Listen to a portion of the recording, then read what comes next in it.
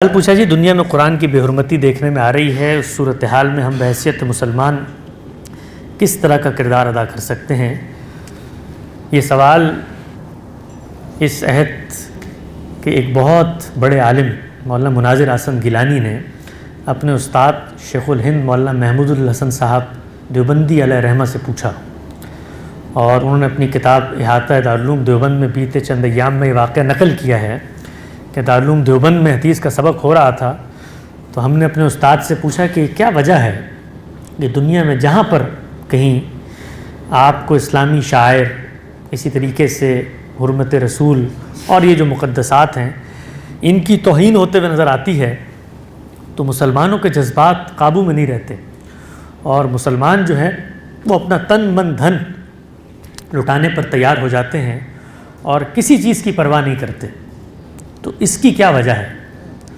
تو انہوں نے پلٹ کے اپنے شاگردوں سے پوچھا کہ جو مسلمان یہ سب کچھ کرنے پر آمادہ ہوتے ہیں، کیا تم نے کبھی غور کر کے ان سے یہ پوچھا کہ اسی پیغمبر کی یہ تعلیمات ہیں کہ کم نہ تولو، جھوٹ نہ بولو، بددیانتی نہ کرو، تنابز بالالقاب نہ کرو، لوگوں کے اوپر تہمتیں نہ دھرو، اور دین اور شریعت پر قائم رہو اور عبادات کی پابندی کرو، کیا تمہیں یہ کرتے ہوئے وہ نظر آتے ہیں؟ انہوں نے کہا نہیں جی، یہ کرتے ہوئے تو نظر نہیں آتے۔ تو نفسیات انسانی کے اس طبیب حاذق نے یہ کہا کہ جو کچھ تمہیں جذباتیت نظر آتی ہے، یہ جذباتیت اس پیغمبر کی ذات کے لیے نہیں ہے، یہ جذباتیت اس کتاب کے لیے نہیں ہے، یہ جذباتیت ان مقدسات کے لیے نہیں ہے، بلکہ ان کو پیغمبر کی توہین میں، مقدسات کی اہانت میں دراصل اپنی اہانت محسوس ہو رہی ہوتی ہے۔ وہ یہ کہتے ہیں کہ ہمارے قومی پیغمبر کی تم نے توہین کی ہے، یہ ہماری مقدس کتاب تھی۔ گویا یہ جذبہ جو حرمت کا ہے یہ خارج سے نہیں، یہ داخل کی اناؤں سے اٹھا ہوا ہے۔ تو یہ میں نے جواب اس کو اپنے آپ سے منسوب کر کے اسی لیے نہیں دیا کہ مجھ پہ کوئی فتویٰ نہ لگا دیں، دارالعلوم دیوبند کے شیخ الحدیث تھے، انہوں نے اس حقیقت کو آشکار کیا۔ تو یہ جو کچھ اس وقت دنیا میں ہو رہا ہے کتنے لوگ کرتے ہیں، ذرا فہرست بنا کے مجھے بتائیں۔ مجھے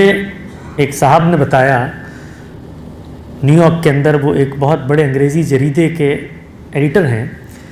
کہ جس رسالے نے ڈنمارک کے اندر پیغمبر اسلام کے چند کارٹون بنا کر پیش کیے تھے، اس کی اشاعت کل ملا کر 250 تھی اس وقت وہ پیش کیے گئے، اور ہم مسلمانوں کی شنیع قسمت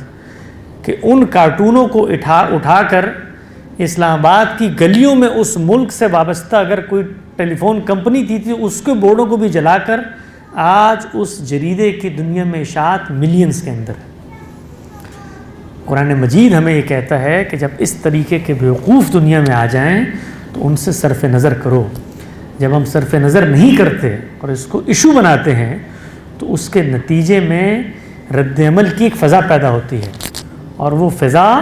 پھر مقابلے کی نفسیات میں ڈھلتی ہے، اور اس کے بعد ہم بندوق کے زور پر، طاقت کے زور پر اپنی مقدس کتابوں کی احترام کروانا چاہتے ہیں۔ دنیا میں اس سے زیادہ کمزور کوئی جذبہ نہیں ہے کہ آپ طاقت کے بل پر اپنے کسی رشتے کی عزت کرائیں۔ یہ معاملہ ساز بہو سے نہیں کروا سکتے، اور ہم جو ہیں پوری دنیا سے اپنے مقدس مذہبی شاعر کا احترام طاقت کے بل پہ کروانا چاہتے ہیں، اور طاقت کا عالم یہ ہے کہ پچھلے 1.5 سال سے پوری دنیا میں کشکول لے کے پھر رہے ہیں کہ $1 ارب دے دو تاکہ اس کے لیے LC کھلوا کر اپنے توپ خانوں کے لیے ڈیزل منگوا سکے۔ طاقت کا یہ عالم ہے، اور اس طاقت کے عالم میں ہم ان کو یہ دھمکاتے ہیں کہ یہ کام نہ کرو۔ تو اگر کہیں پر قرآن مجید کا یہ معاملہ ہو رہا ہے تو قرآن کی دعوت کو عام کریں، ان لوگوں کے پاس جائیں، ان کو گلے سے لگائیں اور ان کو بتائیں کہ اس کتاب کے بارے میں جو غلط فہمیاں تم تک پہنچی ہیں، آؤ ہم تمہیں پڑھ کے سناتے ہیں، اس کے اندر ایسی کوئی چیز نہیں ہے۔ تو دنیا میں دعوت کی مہمیز ہیں یہ واقعات اگر کبھی پیدا ہوتے ہیں، اور ہم لوگ اتنے بدقسمت ہیں کہ ہم اس کے مقابلے میں صورتحال تو یہاں تک پہنچ گئی کہ ان کی مقدسات کو جلانے پر آ گئے ہیں۔ ابھی ہمارے ملک کے اندر جو جڑاوالا کا سانحہ ہوا، اس کے اندر انہی آنکھوں نے دیکھا